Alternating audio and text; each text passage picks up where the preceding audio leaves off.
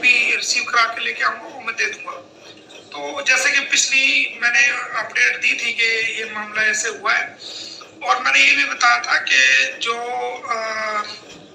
सचिन की जो चाची है, क्या नाम था उसका, मेरे दिमाग से उतर गया, उसको भी कोर्ट ने बुलाया है और उससे भी पूछताछ होगी हर तरीके से। अगर बबीता, शायद नाम है उसका, बबीता, अगर वो बबीता सच बात सारे रात जानती है बबीता, तो अगर वो कोर्ट के अंदर सारी बात बिल्कुल सच बताएगी और वो एक एक चीज को, किसी चीज को छुपाएगी नहीं, और सारी जितने भी राज हैं, तमाम राज जो है वो कोर्ट में, जो हम उससे सवाल जवाब कराएंगे कोर्ट के अंदर, और जो वो उससे हम कोर्ट में बुलवाएंगे या जो पूछेंगे उससे, वो सारे जवाब अगर वो ठीक देगी तो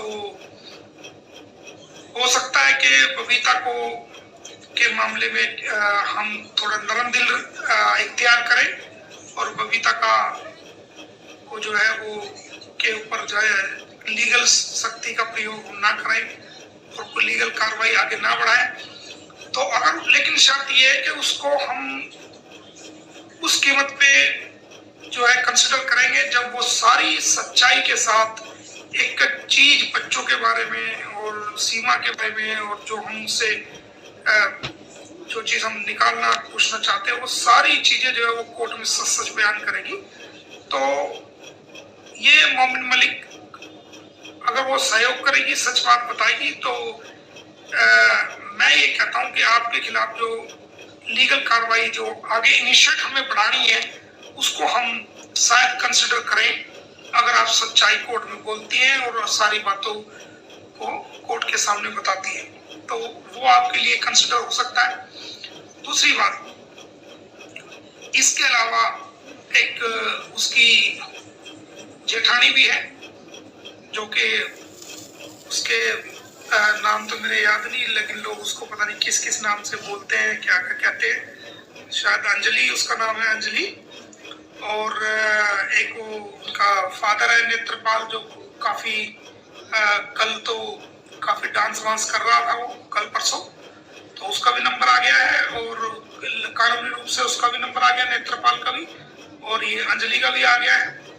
और जो नेत्रपाल की जो वाइफ है, उसके बारे में मैं अभी विचार कर रहा हूँ कि उसके बारे में क्या किया जाए, लेकिन उनकी हरकतें देखने के बावजूद मैं इस नतीजे पर पहुंचा हूँ कि उसको भी हम कोर्ट के जो ना, उसको भी बुला रहे हैं, कोशिश करेंगे कि भाई अभी इस पर विचार चल रहा है कि तो नेत्रपाल, अंजलि और जो उनकी मदर है, उनको भी हम कोर्ट में जो है उसको तलब करा रहे हैं, और इसके बारे में जल्दी ही कल, शायद कल ही अपडेट दे देंगे हम, जैसे ही होगा तो वो ऑर्डर्स भी आपको दिखा देंगे, कोई दिक्कत नहीं है।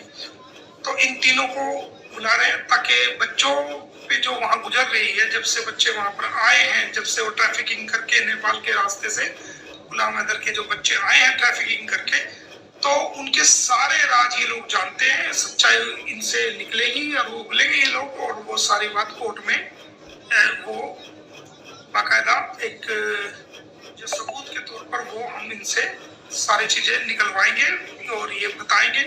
अगर ये जरा सी भी 3-5 करेंगे तो ये खुद ही मुसीबत में फंसने वाले लोग हैं, ये इनको फिर जेल का रास्ता है, तो आने वाले समय में वो सब पता लगेगा। तो क्योंकि कोर्ट में अगर कोई इंसान झूठ बोलता है या कोई गलत बयानी करता है या कोई गलत बात रखता है और वो उसकी जांच करने पर पाया जाता है कि बात ऐसे नहीं ऐसे है, तो उसको खुद FIR होती है उसके खिलाफ और उसको जो है सजा मिलती है।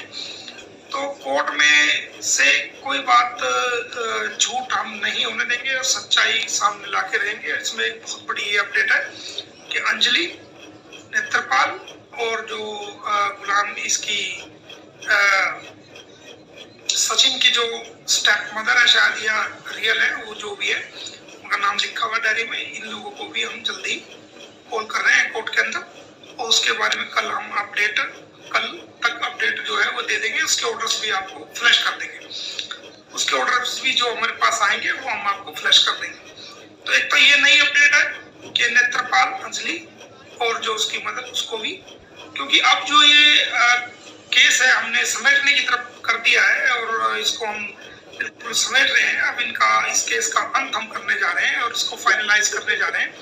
तो ये हमने कर दिया। और रही बात फिर इसके आने वाले, इसके बाद हम आपको इस वीक के एंड तक या अगले वीक के शुरुआत में, हो सकता है इस वीक के एंड तक ही एक और बच्चों से संबंधित एक बड़ी खबर आपको देने जा रहे हैं कि बच्चे के बारे में एक बहुत बड़ा जो स्टेप हमने पहले लिया था और जो अब तक हिडन है, उस पे एक्शन होने जा रहा है बहुत बड़ा।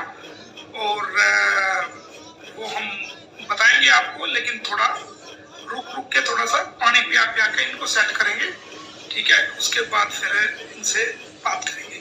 तो ये तो हुई सारी डेट्स। अब कुछ कंट्रोवर्सी जो लोग कर रहे हैं, उस कंट्रोवर्सी के बारे में भी मैं आपको बता देता हूँ कि देखिए, मोमिन मलिक ये जो केस कर रहा है, ये मोमिन मलिक एक इंसानियत की लड़ाई लड़ रहा है।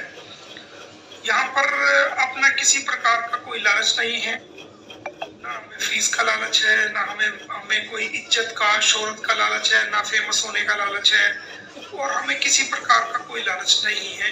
ना गुलाम हैदर से है, ना अंसार बर्नी ट्रस्ट से है, ना जो लोग वहां से ताल्लुक रखते हैं उनसे किसी प्रकार का लालच है। एक इंसानियत के नाते गुलाम हैदर के साथ गलत हुआ, जो है उसके घर को बेच दिया और उसको दुनिया में उसको रुसवा किया। उसके बच्चे लेकर के वो दुबई के रास्ते नेपाल में ट्रैफिकिंग करके सचिन को लेके वहां से आ गए, और वो बेचारा, उसका घर भी गया, उसकी दुनिया तबाह हो गई, बर्बाद हो गई, उसके बच्चे चले गए, आज तक वो बात भी नहीं कर पाया और वो देख भी नहीं पाया उनसे।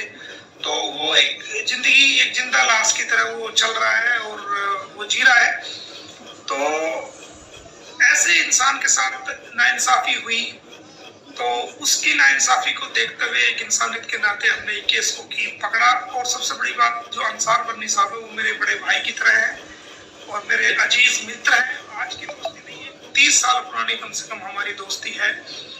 और वो अच्छे मेरे मित्र हैं। जो हमारे भारतीय कैदी पाकिस्तान की जेलों में जो लोग पकड़े जाते हैं, जो दीव के, दमन के और राजस्थान के एरिया के और महाराष्ट्र के एरिया के, मुंबई के एरिया के, तमिलनाडु के एरिया के, जो पुंडचेरी के एरिया के, जो लोग मछली पकड़ने के लिए समुद्र में चले जाते हैं और वो समुद्र के अंदर कोई निशान नहीं होता।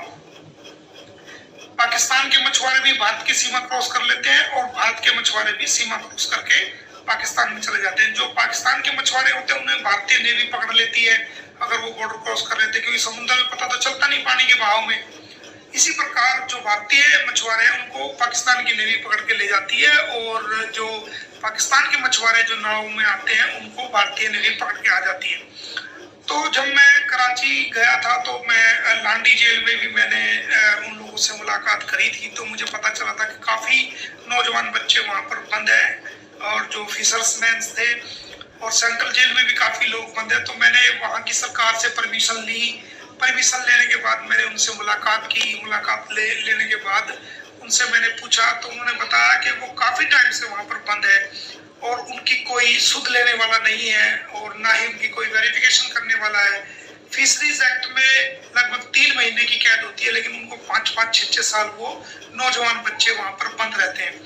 तो फिर मैंने वहाँ पर लाहौर हाईकोर्ट, उसमें एक लाहौर हाईकोर्ट में और एक कराची हाईकोर्ट में मोमिन मलिक बनाम पाकिस्तान सरकार एक पिटीशन फाइल की थी, ताकि दुनिया के कहीं के भी कैदी हैं, चाहे वो इंडिया का है या दूसरे देशों के जितने भी कैदी हैं जिनकी सजा पूरी हो गई है, और वो जेलों में, पाकिस्तान की जेलों में वो सड़ रहे हैं, उनको छोड़ के उनको उनके देश वतन वापस किया जाए।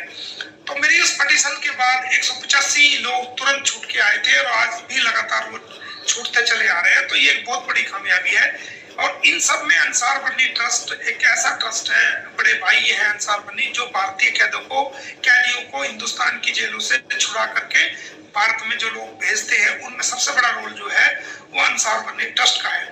तो जो मेरे भारत के लोग जो पाकिस्तान की जेलों में होते हैं, ज्यादातर वो हिंदू ही भाई कम्युनिटी के होते हैं, दीव के, दमन के, जो मछली पकड़ने जाते हैं, तो वो लोग जो कैद हो जाते हैं उनको मैं भारत में छुड़ाने की प्रोसेस करता हूँ, उनके लिए कोशिश करता हूँ अंसार बर्नी ट्रस्ट के जरिए से।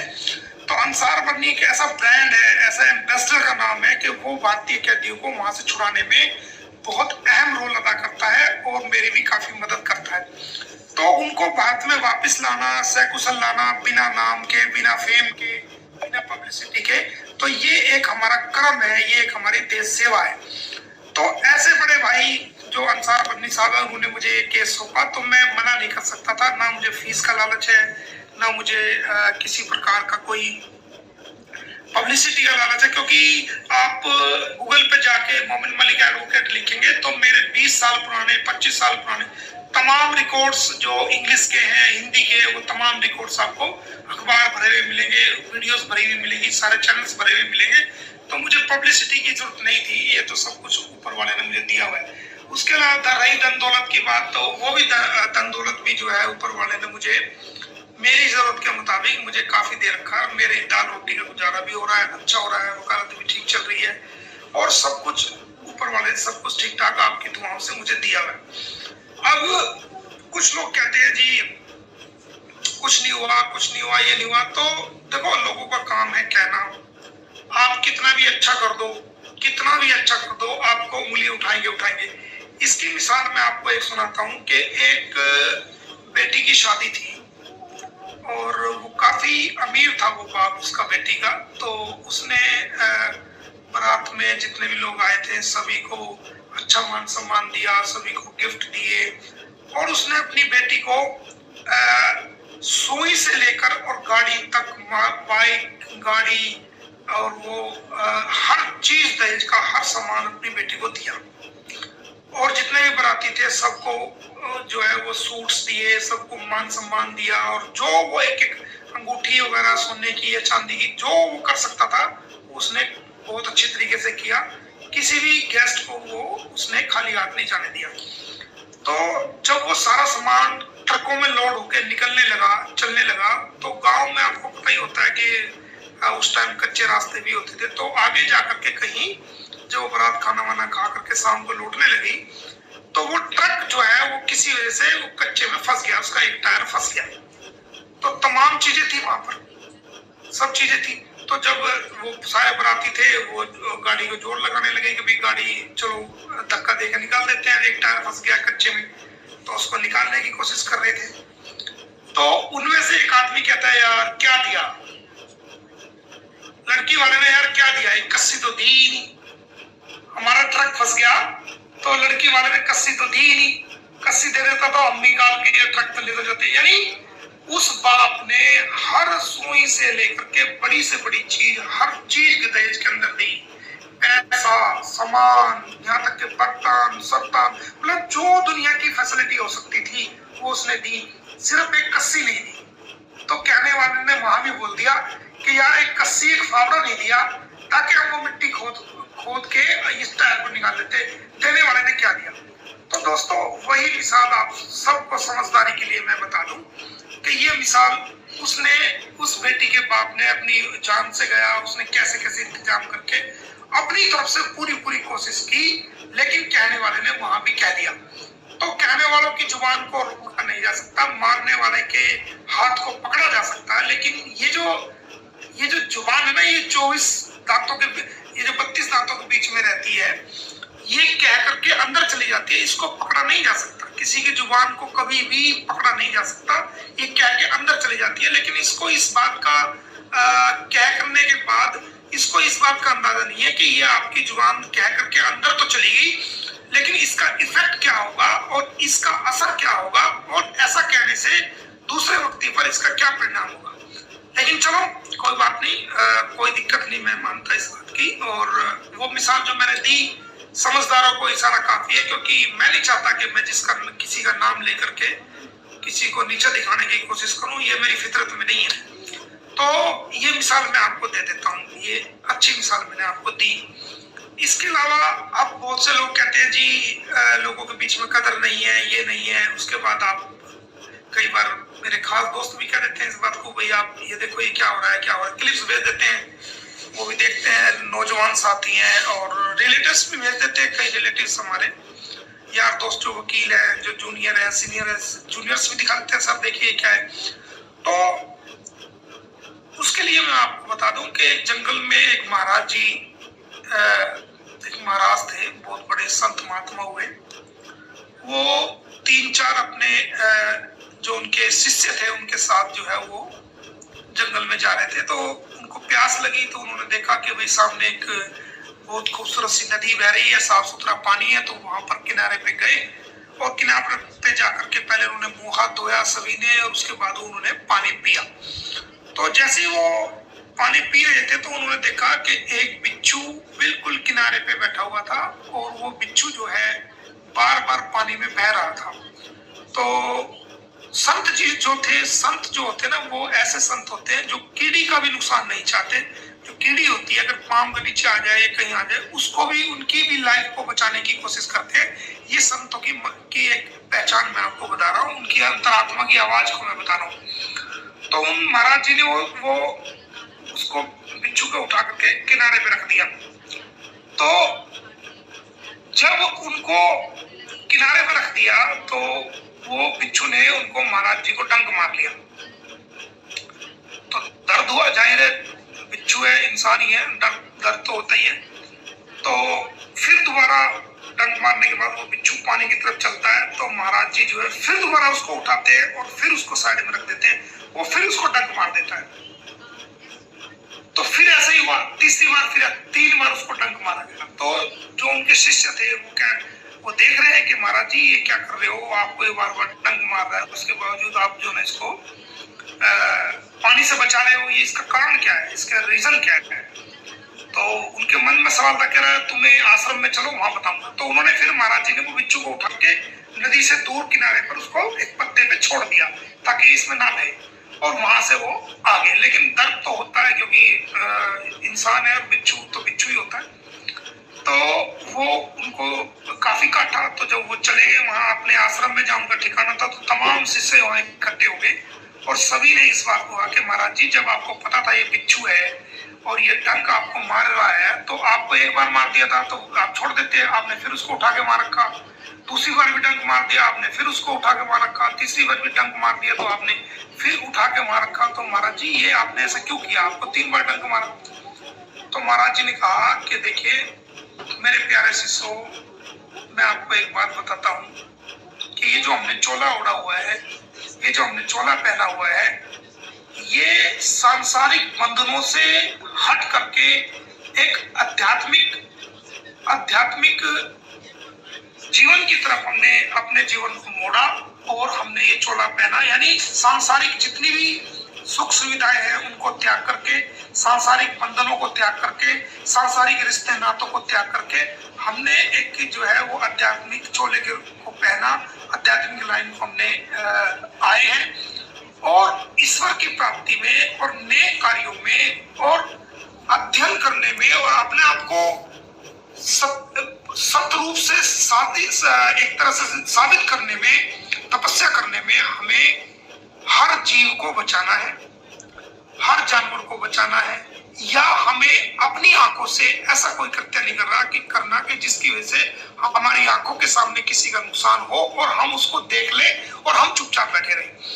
तो जो मेरा जो कर्तव्य था, मेरा कर्तव्य उस बिच्छू की जान को बचाना था ताकि वो उसमें ना बहे, और उसको साइड में मैंने रख दिया। और ऐसा करने पर मैंने 3 बार ऐसा किया और तीनों बार उसने मुझे डंक मारा। तो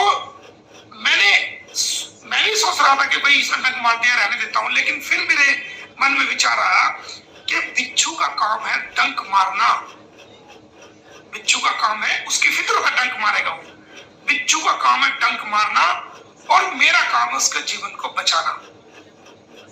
तो महाराज जी ने ये बहुत ही बड़ी बात कही और दिल को छू लेने वाली बात थी कि अपने शरीर पे कष्ट लिया,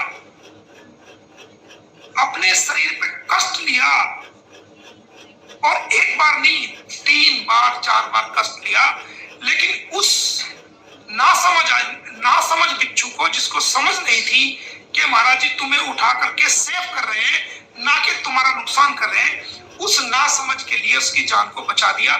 उसने समझा या नहीं समझा, सवाल ये नहीं है, सवाल ये है कि महाराज जी ने अपना कर्तव्य को पूरा कर दिया।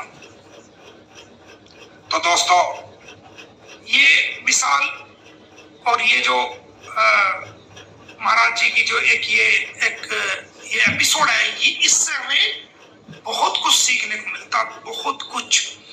तो मैंने अपने जीवन में जितने भी नेक कार्य किए हैं या इंसानियत के कार्य किए, मैंने कभी ये चिंता की ही नहीं कि मुझे इसका श्रेय मिलेगा, मेरी वाहवाह होगी, मेरा नाम होगा। नो, अगर मुझे लगता है कि ये काम मैं नाम के लिए कर रहा हूँ, वाहवाह के लिए कर रहा हूँ, तो मैं उस काम को करता ही नहीं हूँ। उस काम को मैं छोड़ देता हूँ, उसको लेने से इनकार कर देता हूँ।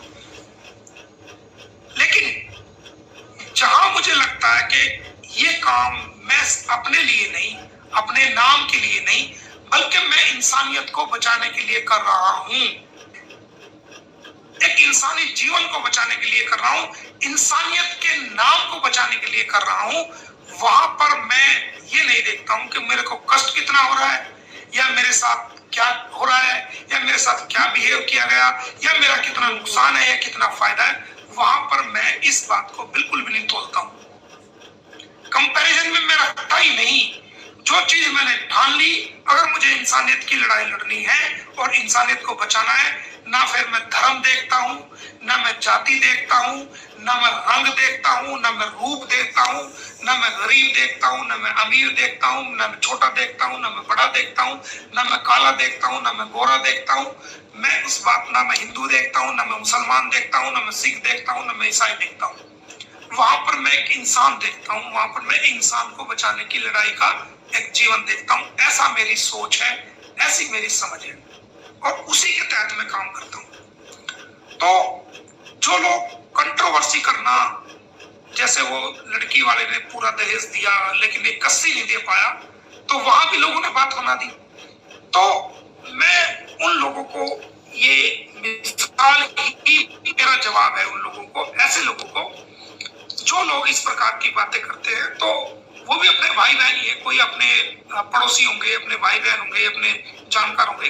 किसी का नाम लेकर के किसी के बारे में उसको नीचा दिखाना या उसको जलील करना मेरा कोई मकसद नहीं है। सिर्फ एक जनरल मैंने बात बताई है, एक सामाजिक बात बताई है, जिससे न केवल मुझे भी सीखने को मिलेगा, आपको भी सीखने को मिलेगा, बल्कि सारी दुनिया के लोगों को सीखने को मिलेगा। ऐसी जो है वो मैं आपको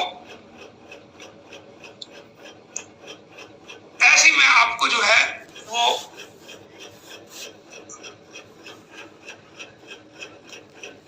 मैंने आवाज आपको बताई है। तो दोस्तों, ये थी एक मिसाल। अब बात करते हैं कि भाई, अब डायरेक्ट बात करते हैं जिन लोगों को इतनी समझ नहीं है कि वो जो मैंने बात बताई है, उन लोगों को की गहराई को समझ करके अपने आप को ठीक करें और उसको समझे, उसकी बात को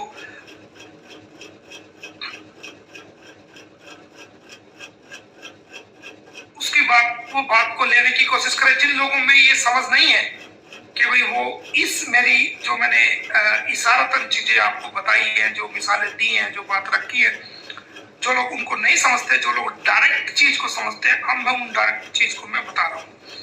देखिए, एक वकील का जो जीवन है ना, वो एक वकील का जीवन जितना कष्ट लोगों पे होता है, और जिस वकील के पास इंसान कब आता है, जब प्राइमरी लेवल पे किसी थाने में, किसी तहसील में, किसी ऑफिस के अंदर या किसी डिपार्टमेंट के अंदर उसकी बात को नहीं सुना जाता है या उसको इंसाफ नहीं मिलता है, जब वो थाने के चक्कर काट के परेशान हो जाता है, किसी डिपार्टमेंट के चक्कर काट के परेशान हो जाता है, तो फिर वो एक अच्छे वकील की तलाश में जाता है और एक वकील के पास जाता है और वहां जाकर के अपनी समस्या को रखता है, अपने दुख को रखता है, और वकील उसकी समस्या को सुनने के